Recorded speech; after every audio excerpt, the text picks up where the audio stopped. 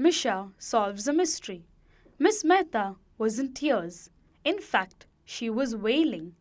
One of my beautiful diamond trinkets is gone, she sniffled. When she took a break from crying, I can't believe I lost it. And you say you have looked everywhere for it? Asked Misha, the 13-year-old girl from next door, gently. I put them on my bedside table last night before going to bed, said Miss Mehta. This morning, one of the earrings was missing. I looked everywhere under the bed, between the sheets, under the table. The earring is not there. You've got to find it, Misha. Misha was known for her fantastic detective skills in this neighborhood of Pune. Whenever anything went missing, Misha was summoned. Her mind whirred. Why would someone steal just one earring? Why leave the other behind? After promising to get to the bottom of the mystery, Misha searched the room once more. As she hunted, she began sneezing repeatedly.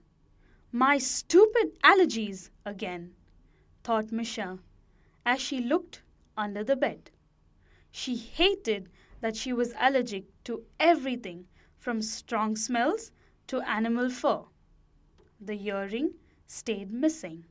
Miss Mehta lived alone and had had no visitors the previous night or this morning, except for the milkman who left the milk on the porch as usual, said Miss Mehta, and the gardener who watered my rose garden. Misha looked out of the bedroom window. The room was on the first floor. It was quite a long way to climb up if a thief had come that way. She peered over the edge. A thin water pipe led all the way up to the window level. She saw a bird sitting on the pipe. There's no way anyone could climb up using such a thin pipe, thought Misha. It would break. So, this is not the way the thief came in. Next, she spoke to the milkman and the gardener. Neither of them had seen anyone suspicious outside Miss Mehta's house. You know what? Said the milkman. I remember Mr. Sharma also lost a silver tie pin last week. He left it on his dresser and the next day it was gone. Misha was immediately alert. The two thefts had to be connected. Next, she interviewed Mr. Sharma. I have no clue how the pin disappeared, said Mr. Sharma, shaking his head. It was there one night and gone the next morning. Misha decided to visit every house on the street. To her astonishment, she found that Miss Hina had lost a gold nose ring the same way and Mr. Ramesh a ring. I lost a worthless, shiny hair clip, laughed Miss Honey, if that counts. The last stop was old Miss Ratna's house. She stood at the doorway, stroking a fluffy black and white cat, purring in her arms. Have you lost anything off late, Miss Ratna? Asked Misha, not stepping into the house. No point triggering another allergy from cat hair. The sweet old lady hadn't lost anything. As they talked, the cat jumped down and ran off. Misha watched as it climbed a tree nimbly and sat on a branch staring at her. Misha stared back, an idea forming in her head. Miss Ratna, she asked, can you show me where your cat sleeps? Miss Ratna was taken aback by this strange request. However, she let Misha in. Sneezing almost instantly, Misha followed her to the bedroom where a small bed lay on the floor with a soft towel on it.